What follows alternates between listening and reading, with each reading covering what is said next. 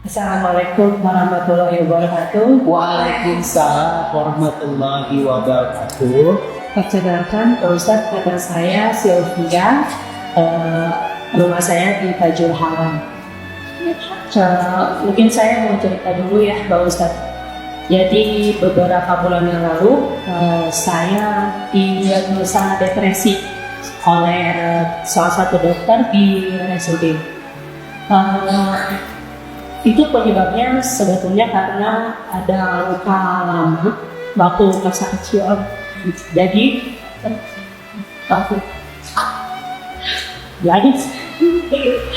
jadi sejak bayi itu saya udah dipisahkan dari orang tua, bukan karena divorce, bukan. Jadi saya nggak tahu saat itu apa yang lagi terjadi dengan keluarga saya. Kemudian singkat cerita, ketika SMA saya ngotot, kan sewaktu kecil itu saya diurus sama nenek. Singkat cerita, waktu SMA saya ngotot ke nenek, saya mau pindah, saya pengen tinggal sama orang tua. Kemudian saya tinggal sama orang tua. Oh, mama saya dikasih sakit. 2 tahun sebelumnya, kakak laki-laki saya meninggal karena kanker. Mama saya dikasih sakit. Tahun berikutnya meninggal, belum 40 hari bapak saya memutuskan untuk menikah lagi. Maka hati saya, Pak Ustadz, itu nempel sampai sekarang.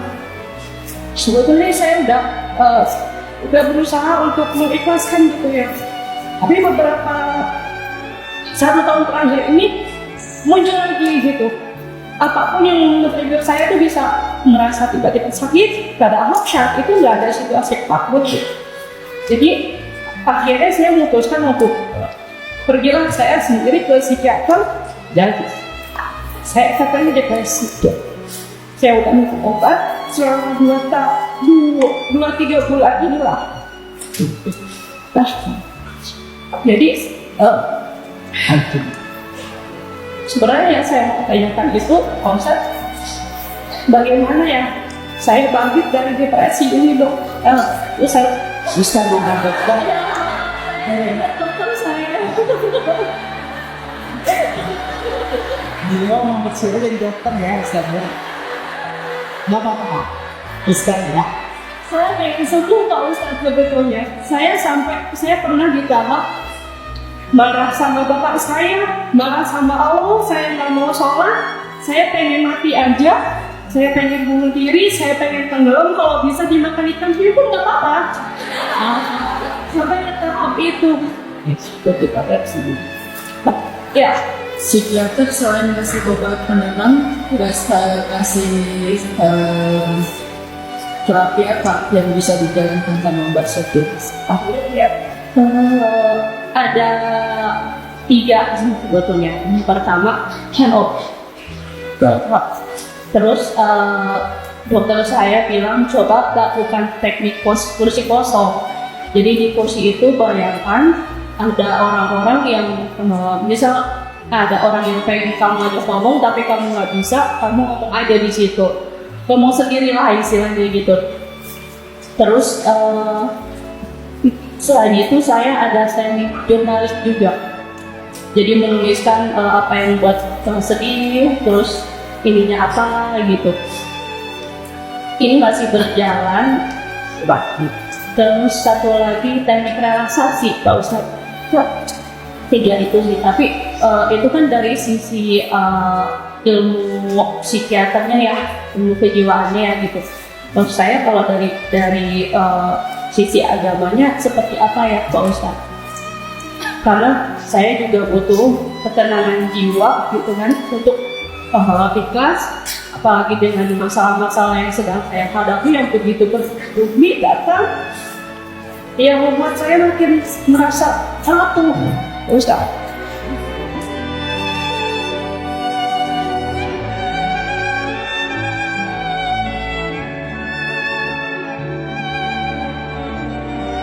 Demikianlah kami mengisahkan kepada engkau Muhammad kisah-kisah para Rasul yang dapat meneguhkan hati logikanya. Ternyata Di dalam ayat ini Allah memberi kita sebuah isyarat. Cara untuk menegurkan hati itu adalah membaca kisah-kisah terbaik. Dan salah satu kisah-kisah terbaik itu adalah kisahnya para nabi dan salihin. Semakin banyak kita membaca kisah-kisah, kalau tadi kan mungkin lebih ke jurnalnya bagi sampai ke diri kita sendiri ya. Apa yang kita rasakan, apa yang kita ingat, kita tulis gitu. Nah, mungkin kalau sekarang lebih kayak istiqra. Metode istiqra, bukan ikra, istiqra.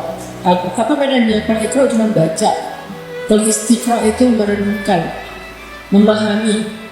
Apa yang kita istiqra? Kisah-kisahnya orang-orang soleh, mulai dari para nabi, para sahabat, para solihin, para syuhada. Ternyata di dalam kisah mereka itu banyak sekali ibrah-ibrah, hikmah-hikmah, manisat itu bihi fuadat yang bisa sahabat yang bisa melakukan hati kita. Mulailah dari kisah-kisah Al-Quran. Lalu dari kisah-kisah Al-Quran yang sebuah itu kita kembangkan dalam hadis. Lalu kita kembangkan dengan browsing lebih banyak lagi. Mungkin di sosial media, di YouTube, di Google, di apa kita cari. Baca kisah itu, kita dengar. Kalau kita malas baca, kita dengarkan. Saya pribadi juga sangat sering ketika imam lagi rumah, saya kan punya playlist ya. Salah satu playlist saya selain dari entertain itu ada playlist Qasasul Salihin, cerita orang-orang saleh. Itu tuh banyak ceritanya. Yang enggak saya dengar langsung, saya cuma ngumpul-ngumpulin aja. Ketika saya sedang lemah hati, lemah mental, saya dengar kisah-kisah itu walaupun cuma dapat 1 atau 2 di perjalanan, itu tuh cepat banget merecovery. Kalau untuk kasus yang lebih ekstrem, depresi kayak Mbak Sylvia, mungkin butuh lebih banyak lagi kisahnya. Bagi kasus saya yang cuma lelah batin, mungkin 1-2 kisah udah bisa recovery. Tapi untuk kasus yang lebih ekstrem, mungkin butuh kisah beberapa kisah dalam waktu yang beberapa lama.